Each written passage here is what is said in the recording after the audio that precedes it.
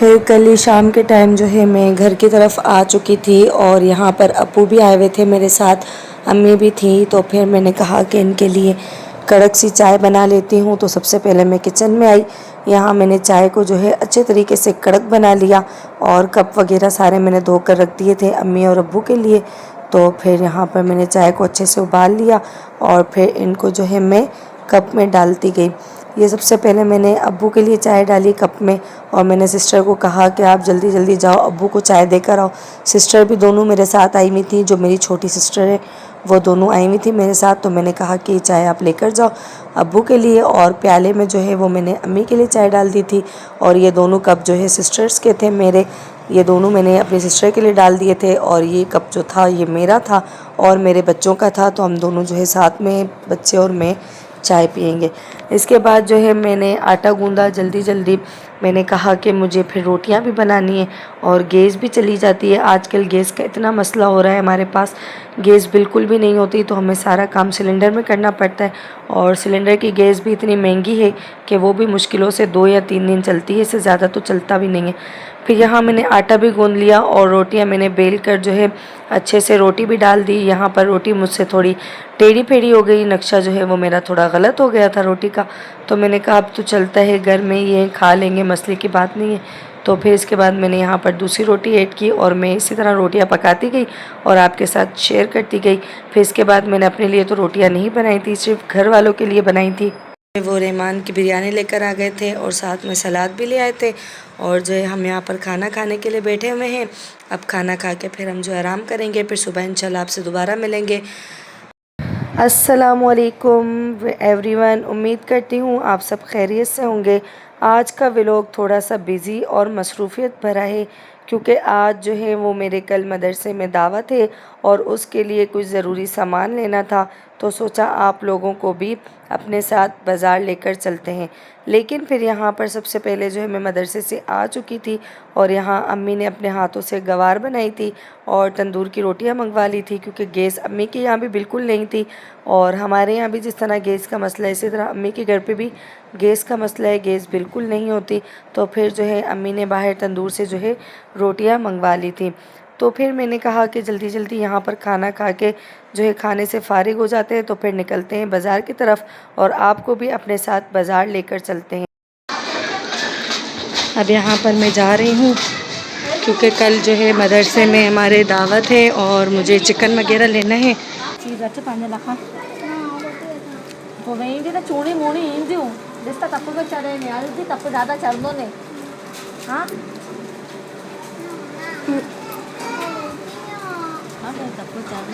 यहाँ पर सिस्टर अपनी बेटी को समझा रही थी कि बेटा आप बैठ जाओ, आपको बुखार हो रहा है, आप नहीं चलो हमारे साथ। लेकिन उनकी बेटी सुनी नहीं रही थी। तो फिर जैसे तैसे करके हमने उसे मना ही लिया कि बेटा तुम बैठ जाओ, हम तुम्हारे लिए बाज़ार की तरफ जा रहे हैं, वहाँ से हम आपके लिए कुछ अच्छा सा लेकर आएंगे। तो फिर यहाँ हम जो है निकल चुके थे। तो हम जो है पैदल पैदल बाज़ार की तरफ जा रहे थे और यहाँ बच्चे भी बाजे बजा रहे थे। और फिर इसके बाद हम बाज़ार की तरफ जब पहुँचे तो सुबह से ही घर में काम चल रहा था और मैं चिकन वगैरह मुझे लेना था, क्योंकि दावत के लिए खाने का इंतज़ाम करना था। बस फिर क्या था, हम तैयार हुए और निकल पड़े बाज़ार की तरफ। बाज़ार पहुंचकर सबसे पहले चिकन लिया और दावत के लिए जो जो सामान ज़रूरी था वो लेना शुरू किया। बाज़ार में जो है वैसे भी आजकल काफ़ी रश है, क्योंकि 14 अगस्त भी बिल्कुल करीब करीब आ रही है। मेरी सिस्टर को भी अपने बच्चों के लिए 14 अगस्त की शॉपिंग करनी थी, तो उन्होंने भी बच्चों के लिए कपड़े और कुछ ज़रूरी चीज़ें लेनी शुरू कर दी। बच्चों की शॉपिंग करना वैसे भी जो है एक अलग ही खुशी होती है। उनके लिए कुछ लेने में पेरेंट्स को ख़ुद से ज़्यादा खुशी होती है। वैसे शॉपिंग और रोज़मर्रा की मसरूफ़ियात के साथ साथ हमें अपनी असल ज़िंदगी को भी याद रखना चाहिए। दुनिया की ज़रूरियात पूरी करना भी ज़रूरी है, लेकिन अल्लाह का शुक्र अदा करना और अपने दीन से जुड़े रहना उससे भी ज़्यादा ज़रूरी है। अक्सर हम छोटी छोटी चीज़ों के पीछे इतने मसरूफ़ हो जाते हैं कि अल्लाह की दी हुई बड़ी बड़ी नेमतों का शुक्र करना भूल जाते हैं। इसलिए चाहे दिन कितना भी बिज़ी हो, नमाज और अल्लाह की याद के लिए वक्त ज़रूर निकालना चाहिए। और दूसरों की मदद और उनकी खुशी का सबब बनना भी बहुत खूबसूरत बात है। अगर अल्लाह ने हमें किसी के काम आने का मौका दिया है तो हमें इस मौके को ज़ाया नहीं करना चाहिए। 14 अगस्त भी आ रही है और इस दिन हमें अपने मुल्क की आज़ादी की कदर करनी चाहिए। आज़ादी अल्लाह की बहुत बड़ी नेमत है। हमें अपने मुल्क के लिए दुआ करनी चाहिए कि अल्लाह पाकिस्तान को हमेशा अमान, खुशहाली और तरक्की अता फ़रमाए, आमीन।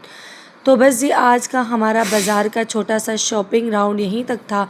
दावत के लिए चिकन और बाकी सामान भी ले लिए और यहाँ मैंने बच्चों के लिए केले भी ले लिए थे और सिस्टर की 14 अगस्त की शॉपिंग भी हो गई।